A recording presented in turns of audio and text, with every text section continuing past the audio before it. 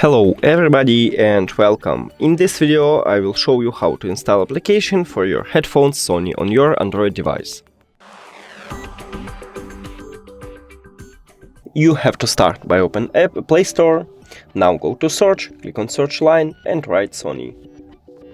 Then search. And you should install this application, SONY Headphones Connect.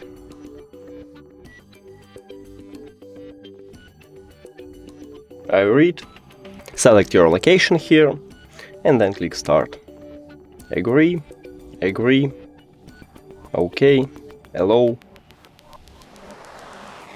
next. And we did it! Thank you for watching this video. If you found it helpful, please consider subscribing to the channel and leave the like on the video. It's really important to us. See you later!